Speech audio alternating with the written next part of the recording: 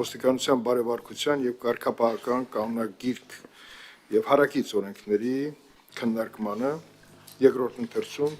հիմնական զեկուցող Արմեն Մկրտչյան, ներքին գործերի փոխնախարար, պարոն Մկրտչյան։ Շնորհակալ եմ, պարոն Քոչարյան, հարգելի գործընկերներ, ներկայացվում է Ազգային ժողովի կողմից առաջին ընթերցմամբ ընդունված ոստիկանության բարեվարկության եւ կարգապահական կանոնագիրք օրենքի եւ հարակից օրենքների նախագծերի փաթեթը։ Նշեմ, որ առաջին ընթերցումից հետո արկային մի շարք առաջարկություններ, որոնց հաշվառմամբ նախագծերը լրամշակվել են, հակիրճ ներկայացնեմ դրանք։ Մենք դրանք պայմանականորեն բաժանել ենք 3 խմբերի, մասնավորապես առաջին խումբ փոփոխությունները միտված են կոռուպցիայի հակազդման արդյունավետության բարձրացմանը նպաստելուն, մասնավորապես առաջարկվում է ներքին գործերի նախարարության, ներքին անվտանգության եւ հակակոռուպցիոն վարչության իրավասությանը վերապահել, ստուգել ոստիկանության ծառայողների առաքինությունը, զուգահեռաբար առաքինության ստուգման կարգը սահմանելու լիազորությունները պատվիրակելով ներքին գործերի նախարարին։ Հաջորդ ներքին անվտանգության եւ հակակոռուպցիոն վարչության ծառայողների վերաբերյալ բարեվարկության ուսումնասիրության անցկացումն ու համապատասխան եզրակացության տրամադրումը վերապահել կոռուպցիայի կանխարգելման հանձնաժողովին,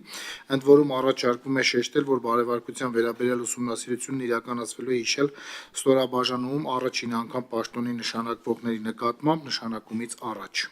Միաժամանակ ներքին գործերի նախարարը զորվում է սահմանել տեխնացուների բարեվարկության վերաբերյալ լրացված հարցաթերթիկը կոռուպցիայի կանխարգելման հանձնաժողով ներկայացնելու կարգը։ Երկրորդ խումբ փոփոխությունները ըստ էության միտված են ոստիկանության մի շարք առանցքային գործառույթների իրականացման հստակեցմանը։ Նշեմ, որ ոստիկանության գվարդիայի փաթեթի շրջանակներում հնարավորինս մանրամասը նկարագրվել են հարկադրանքի միջոցների գործադրման սկզբունքները, այնուամենայնիվ, քանի որ դրանց կիրառումը ենթադրում է անձի հիմնական իրավունքների միջամտություն, անհրաժեշտություն է առաջացել հարկադրանքի միջոցների կիրառման առավել մանրամասը նկարագրություն արտացոլող իրավական ակտ ունենալ եւ այդ նպատակով առաջարկում ենք ներքին գործերի նախարարին օժտել ոստիկանության ծառայողների կողմից հարկադրանքի միջոցների կիրառման ստանդարտացված գործելակարգը սահմանելու լիազորությամբ։ Այսինքն ենթաօրենսդրական ակտ ենք ունենալու, որը առավել մանրամասը նկարագրելու է այս պայմանները տարաձայնություններից հետագայում խուսափելու նպատակով քննությունների շրջանակում իհարկե առաջած տարաձայնությունների։ Սահմանադրական դատարանի որոշմամբ արարքի կատարման պահին քրեական պատասխանատվության տարիքի չհասած անչափահասի կողմից քրեական օրենսգրքով նախատեսված արարք կատարելու հանգամանքը համարվել է ռեաբիլիտացնող, ինչով պայմանավորված ոստիկանությունը այլևս հնարավորություն չունի այդ անչափահասներին հաշվառելու, ուստի առաջարկում ենք ոստիկանության համար ամրագրել նշված անչափահասներին ևս հաշվառելու իրավասություն նախատեսող իրավական հիմք։ Ներկայումս Ինտերպոլի ազգային կենտրոնական բյուրոյի կողմից տեղեկատվություն տրամադրելու եւ ստանալու պայմանները կանոնակարգված են կառավարության որոշմամբ, սակայն այդ որոշումը լիազորող նորմ չունի, ուստի առաջարկում ենք օրենքում ամրագրել այդպիսի լիազորող նորմ։ Երրորդ խումբ փոփոխությունները միտված են ոստիկանության փրկարար ծառայությունում մարդկային ռեսուրսների կառավարման գործընթացի լավարկմանը, մասնավորապես առաջարկում ենք առաջնորդվելով կառավարության կառուցվածքի եւ գործունեության մասին օրենքի դրույթներով, դրանք են յուրաքանչյուր նախարար ինքնուրույն է ղեկավարում նախարարությանը վերապահված գործունեության ոլորտը, ինքնուրույն մշակում եւ իրականացնում է նախարարությանը վերապահված գործունեության ոլորտի քաղաքականությունը եւ այս հանգամանքից ելնելով առաջարկում ենք ոստիկանության եւ փրկարար ծառայողների ներկայացվող ֆիզիկական պատրաստականության եւ առողջական վիճակի հետ կապված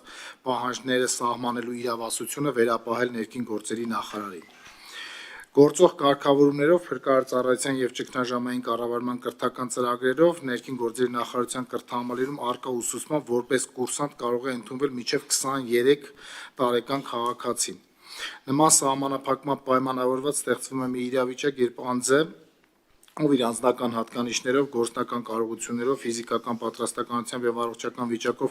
կարող է կատարել փրկարարական գործառույթները, զուտ տարիքով պայմանավորված զրկվում է ընդունելությանը մասնակցելու հնարավորությունից, ինչը մեր դիտարկմամբ ողջամիտ չէ եւ մենք առաջարկում ենք այսպիսի սահմանափակումը վերացնել։ Առաջին ընթերցման ընդունված փաթեթով նախատեսվում էր, որ արտեստավորման արդյունքներով վճարվող հավելավճարի հետ ոստիկանության եւ փրկարար ծառայողների համար պահպանվում են նաեւ լրավճարները եւ հավելումները, սակայն մեր առավել խորքային ուսումնասիրությունները ցույց տվեցին, որ հավելավճարները արդեն իսկ լուծում են լրավճարի խնդիրը, ուստի լրավճար եզրույթը ավելորդ է եւ առաջարկում ենք այդ տերմինը հանել։ Եվ վերջում նշեմ, որ ներկայացված փոփոխություններից բացի անցումային դրույթներով նախատեսվել են այնպիսի կարգավորումներ, որպեսզի մինչև այս փաթեթը ուժի մեջ մտնելը նշանակված ծառայական քննությունները շարունակվեն նշանակման պահին գործող կարգավորումներով ընթանալ, իսկ փաթեթն ուժի մեջ մտնելուց հետո նշանակված ծառայական քննությունները կիրականացնեն արդեն նոր կարգավորումներով։ Սրանք են եղել մեր առաջարկները, կխնդրեմ ընդունել եւ դրական քվեարկել։ Շնորհակալ եմ։ Առաջինից երկրորդ ընթերցման ընթացքում որևէ փոփոխություն, որևէ առաջարկ ունեցել եք։ Ազգային ժողովի կողմից չենք ունեցել գրավոր առաջարկներ, սա մեր կողմից, կառավարության կողմից իրականացված աշխատանքների արդյունքում ծնված առաջարկներ։ Հարցեր